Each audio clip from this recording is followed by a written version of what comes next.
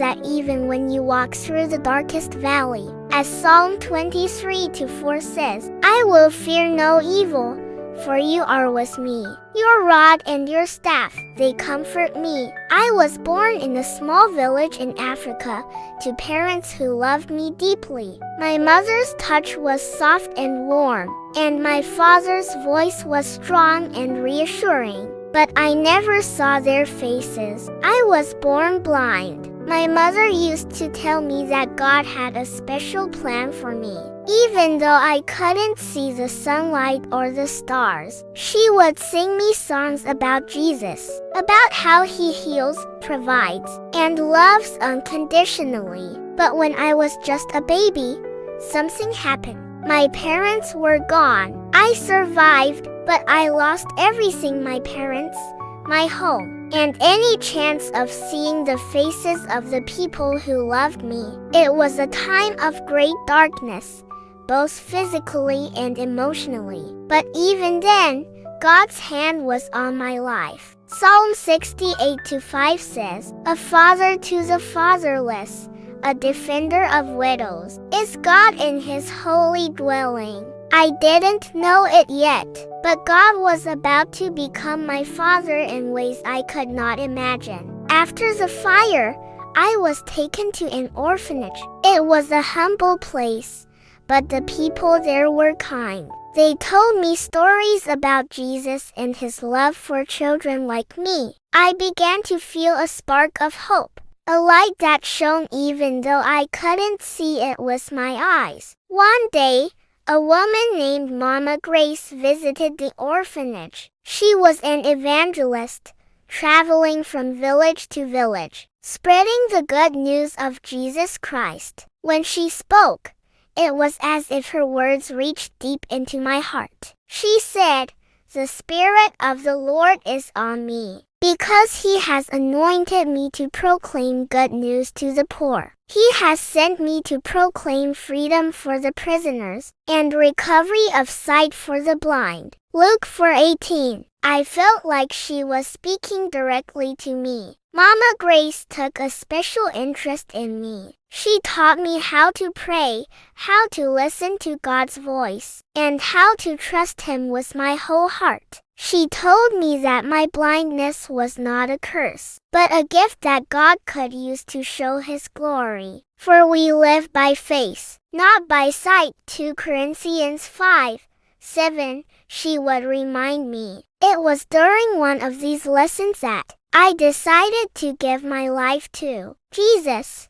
I was only 4 years old, but I knew in my heart that I wanted to serve him. From that day on, my life began to change. At the orphanage, I was given a dog named Jack. Jack was no ordinary dog. He was a gift from God.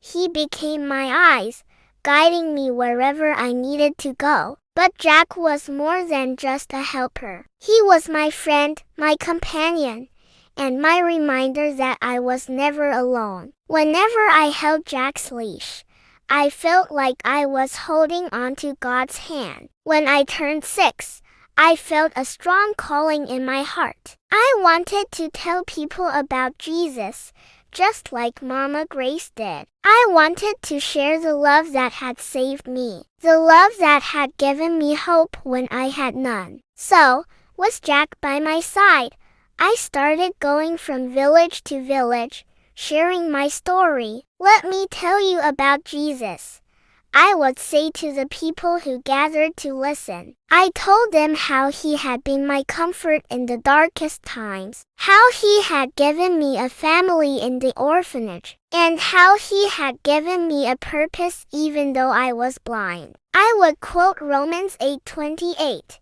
And we know that in all things, God works for the good of those who love him, who have been called according to his purpose. I told them that even though I couldn't see, I could feel God's love in every step I took, in every breeze that touched my face, and in every wag of Jack's tail. One day, I visited a village where people were struggling with drought and hunger. I stood before them, holding Jack's leash tightly, and said, God sees your pain. He sees your tears, and He loves you. I shared the story of Hagar, who called God El Roi, the God who sees, because He saw her in her distress. Genesis 16:13. As I spoke, I could hear people crying. I told them that Jesus said in Matthew 11:28, "Come to me, all you who are weary and burdened, and I will give you rest." By the end of that day,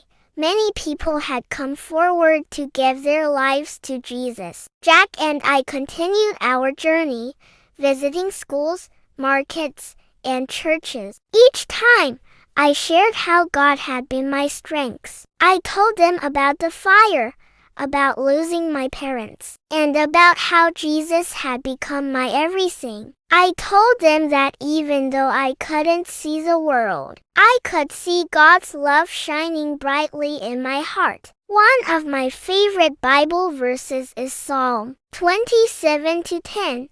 Though my father and mother forsake me, the Lord will receive me. I told people that this verse had become my life's testimony. Now, as I stand here before you, I want to leave you with this message. No matter what you're going through, no matter how dark your situation may seem, God is with you. He loves you, and He has a purpose for your life. And if He can use a little blind girl like me to share His word, He can use you too. All you have to do is trust Him. Proverbs 3:5-6 says, "Trust in the Lord with all your heart and lean not on your own understanding. In all your ways submit to Him, and He will make your path straight." Thank you for listening to my story. Jack and I will continue to go wherever God leads us, sharing His love and His word. Because even though I cannot see, I know that God is guiding every step I take. May God bless you all. Please like, share, and subscribe to support us. Remain blessed.